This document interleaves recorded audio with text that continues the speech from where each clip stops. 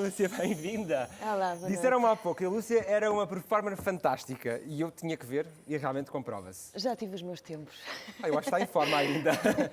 A Lúcia é uma performer nas duas artes, ou seja, tanto no intelecto como também, como vimos aqui na dança, porque o seu percurso tem uma grande componente de ativismo social, sempre muito focada naquilo que era verdadeiramente importante, muito antes dos outros acharem que era importante, e ainda bem, agradecemos-lhe isso, agradecemos-lhe essa abertura de espírito muito cedo, pelo empoderamento das mulheres, pela fim das desigualdades raciais que não fazem sentido e que estão agora a culminar neste belíssimo trabalho, nestas raízes negras, neste seu livro, nesta sua obra.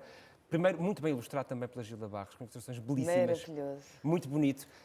Fazia-nos falta pensarmos um bocadinho as nossas raízes todas para percebermos de onde é que estamos, porque é que estamos neste ponto em que estamos e que é necessário uma viragem no mundo, depressa.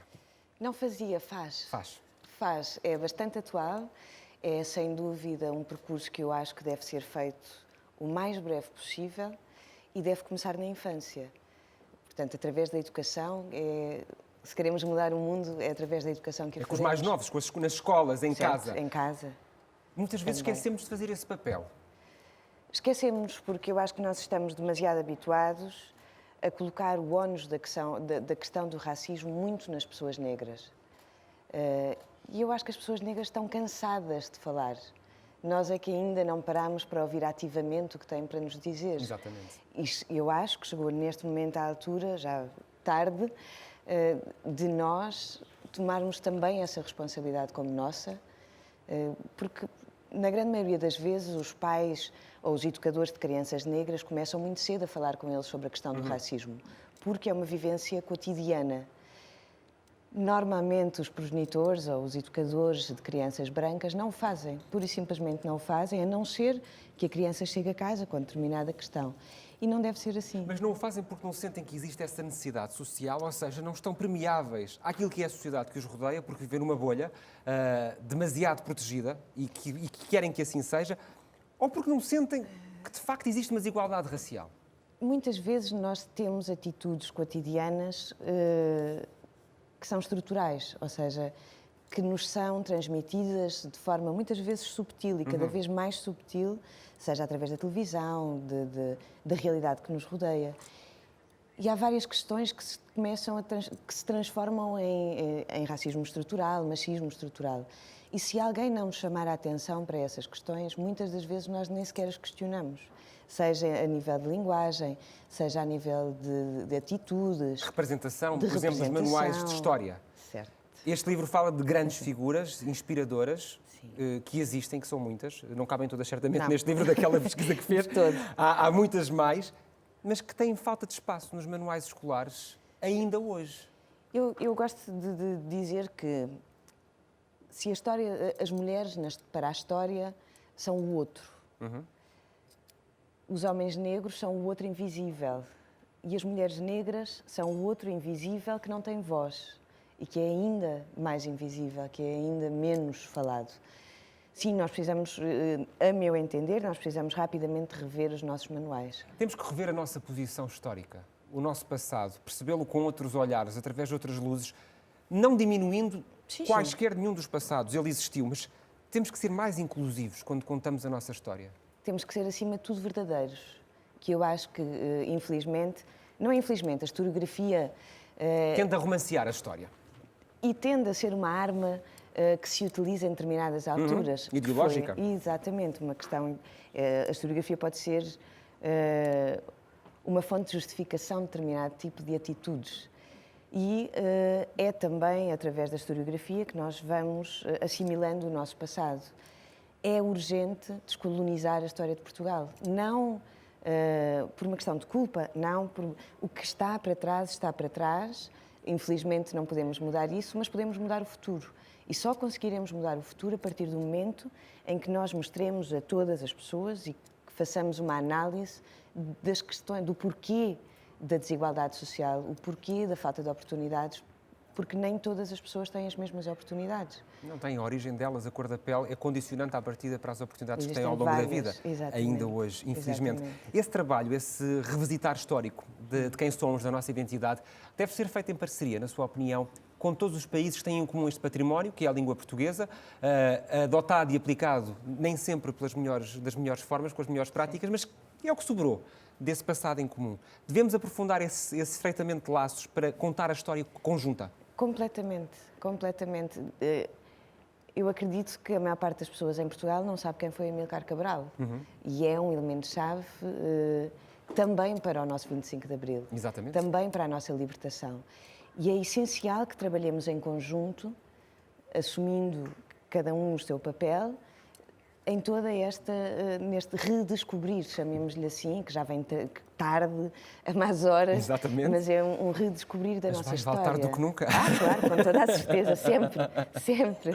Nesse sentido, sem dúvida. Falámos há pouco das maravilhosas ilustrações da Gilda Barros, que estão patentes neste livro, e ela que se junta a nós nesta emissão. Olá, boa noite, Gilda. Seja bem-vinda aqui ao Conversas ao Sul, a partir de Cabo Verde, e onde te juntas esta noite para falarmos aqui um pouco mais sobre este livro. A Lúcia já nos contou alguns pormenores, mas diz-nos, como é que reagiste ao convite para ilustrar estas personalidades que são tão marcantes e, como ainda agora dizíamos, são tão importantes para a nossa história comum e, sobretudo, para o nosso futuro? Olá, David, boa noite. Bem-vinda. Primeiramente, eu queria agradecer o convite Obrigado, do programa, nós. para participar no programa. Obrigado, nós. E é um prazer estar cá.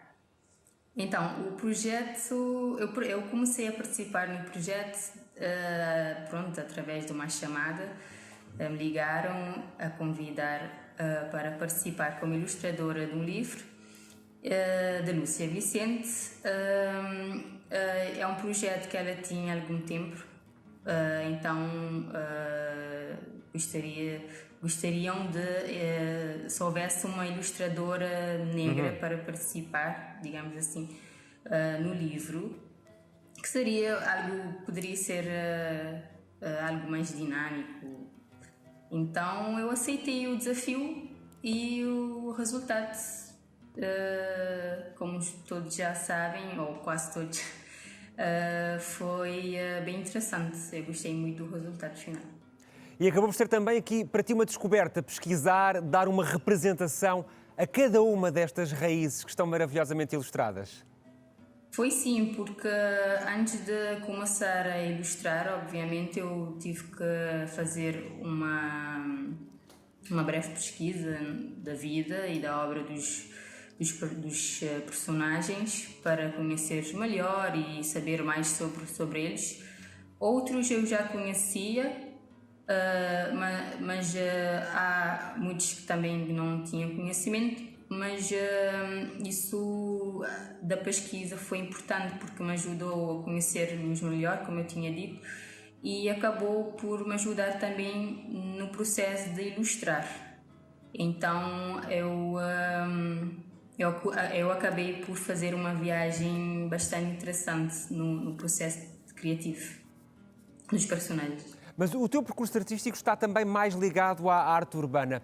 Qual é que foi o principal desafio para criares estes retratos que aqui estamos a ver esta noite? Digamos que foi a parte do retrato em si, porque no meu trabalho eu não faço ilustrações de retratos, não é? Da cara, somente da pessoa. Por norma, eu faço um desenho figurativo, mas só que é com base em alguns elementos que possam construir a ilustração no todo, porque quem já conhece o livro sabe que no livro há ilustrações que não aparecem o personagem em si, mas sim algum elemento que liga, faça a ligação entre o personagem, a história, não é? E a ilustração acaba por ser a composição que complementa tudo. Então eu acho que o desafio maior é tentar chegar na imagem do personagem em si, no retrato. Mas eu acho que correu tudo bem e os retratos que eu fiz ficaram parecidos com o personagem na vida real ou na fotografia. Eu diria que ficaram maravilhosos. Este foi o teu primeiro projeto em livro, eu acredito que muitos mais virão. Em que projeto estás agora a dar o teu traço, a emprestar o teu desenho? Neste momento trabalhar com... Eu fiz uma ilustração para um colega, ele é um músico. Ele está a criar o seu EP, o seu primeiro projeto. Então me convidou a participar como ilustradora da capa. E para além disso, estou com alguns projetos de arte urbana em stand-by, não é?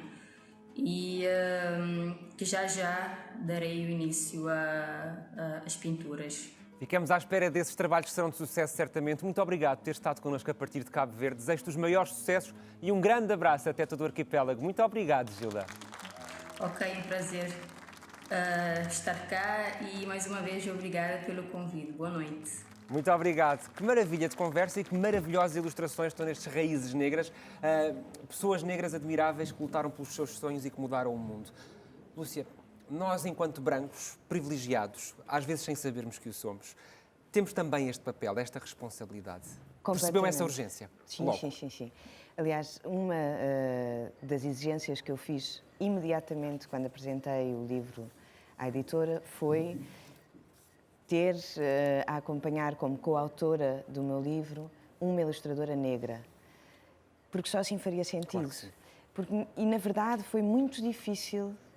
Eu fiz esta exigência muito sem... E pensei, eu vou encontrar uma ilustradora facilmente. Não. É a tal questão do elevador social que não existe. Exatamente, não existe. E eu fico muito feliz e, portanto, seja como for, o primeiro objetivo está cumprido. Vamos ter mais volumes? Eu sei que tem mais histórias, certamente, que gostava de contar. Já me fizeram várias vezes essa pergunta. E a verdade é que, neste momento, eu preferia entregar a faixa a uma escritora negra.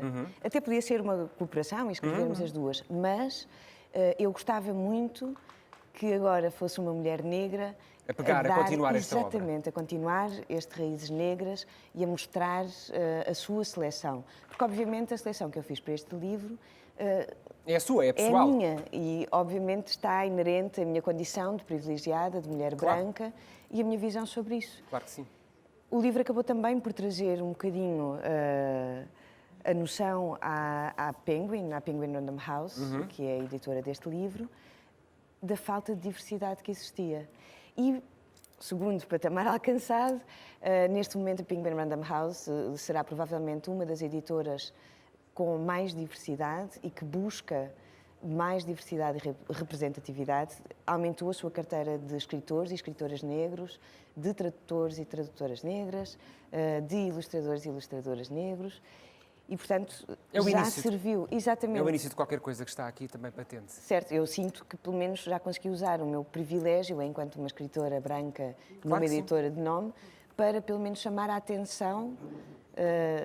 E fê-lo de uma forma muito sublime, deixe-me que lhe diga, Lúcia. Este livro é um belíssimo exemplo disso. Agradeço muito, gostei muito de conversar consigo, gostei muito de a conhecer. Muito obrigado por ter vindo esta noite a Conversa Sul. Gostou deste vídeo? Então deixe o seu like, comente e se ainda não o fez, subscreva o nosso canal no YouTube e clique no sininho para ficar a par de todas as novidades.